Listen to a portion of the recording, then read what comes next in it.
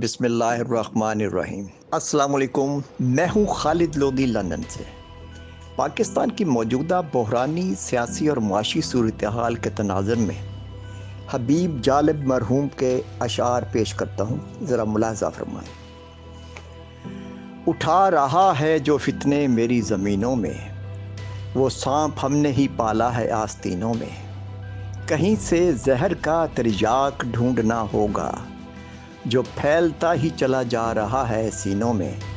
کسی کو فکر نہیں قوم کے مسائل کی، ریا کی جنگ ہے بس حاشیہ نشینوں میں۔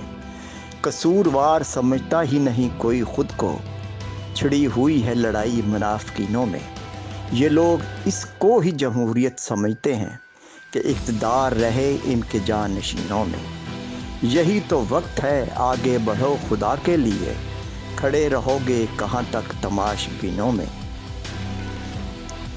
لرزہ اور کپ کپی کیوں طاری ہے، ہاؤس آف شریف اور ہاؤس آف زرداری کے علاوہ 13 سیاسی سہولتکار پارٹیوں میں اور پھر طاقتور اقتدار کے ایوانوں میں تھلتھلی کیوں مچی ہوئی ہے؟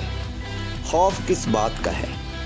وجہ صاف ظاہر نظر آ رہی ہے کہ اب غیر روایتی سیاستدان پورے نظام اور ان سب کو للکار رہا ہے اور حقیقی آزادی کے لیے آواز بلند کر رہا ہے، جسے پوری قوم کی تائید و حمایت حاصل ہو چکی ہے۔ اس سے بڑھ کر یہ کہ اب ان خاندانوں کا یوم حساب قریب ہے۔ قومی خزانہ جو 30-40 سال تک ان لوگوں نے مل کر لوٹا ہے، یہ سارا لوٹ مار کا گورکھ دھندا ہر سطح پر بے نقاب ہو چکا ہے۔ باضابطہ طور پر احتساب نہ ہو سہی، مگر انصاف کرنے والے تو اندھے اور بہرے تو نہیں، یہ سب خبر رکھتے ہیں کہ قومی خزانہ کون لوٹ کر لے گیا اور پھر کن ہاتھوں نے مسلسل باری باری ڈاکہ مارا۔ دولت کے پجاری جمہوریت اور عوامی سیاست کا راگ محض اس لیے الاپتے ہیں کہ ان کی دولت میں اضافہ ہوتا رہے۔ سیاست کاروبار بن چکی ہے، اندرون اور بیرون ملک جائیدادیں اور اثاثے ان لوگوں کے بڑھتے چلے جا رہے ہیں۔ پاکستان کی تاریخ میں یہ بھی پہلی بار ہوا ہے کہ اب عوام کا ہاتھ ان کے گروبانوں تک پہنچ رہا ہے اور لوٹی ہوئی قومی دولت کی واپسی کا مطالبہ زور پکڑ رہا ہے۔ حالت اس وقت یہ ہے کہ قومی خزانہ مکمل طور پر خالی ہے، غیر ملکی قرضوں پر مملکت پاکستان کے امور چل رہے ہیں۔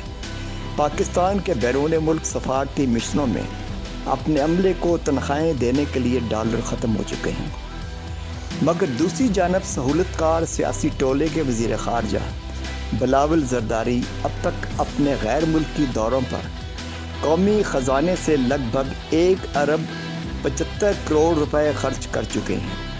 ان غیر ملکی دوروں سے مملکت پاکستان کو کیا حاصل ہوا؟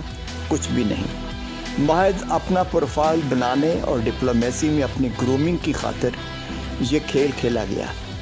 یہ دیکھیں کہ آج ذوالفقار علی بھٹو کا نواسہ، محترمہ بے نظیر بھٹو کا صاحبزادہ اور پھر آصف علی زرداری کا ولی عہد ہاؤس آف شریف کی چھتری تلے مملکت پاکستان کا وزیر خارجہ بنا بیٹھا ہے۔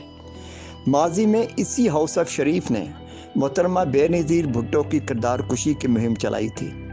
آصف علی زرداری کا پیٹ پھاڑ کر لوٹی ہوئی قومی دولت نکلوانی تھی، سڑکوں پر شہباز شریف نے اسے گھسیٹنا تھا۔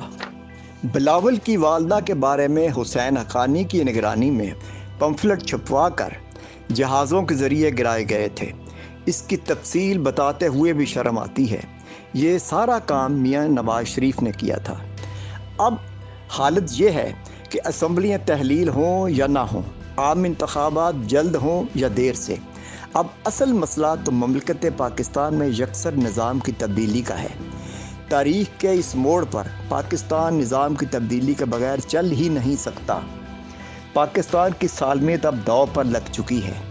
معیشت کی بدحالی ہمیں اس جانب لے کر جا رہی ہے کہ پاکستان دشمن طاقتیں یقیناً پاکستان کے ایٹمی پروگرام پر انگلیاں اٹھائیں گی۔ اس طرح پاکستان مخالف قوتوں کو خطے میں اپنے پنجے گاڑنے کا موقع ملے گا۔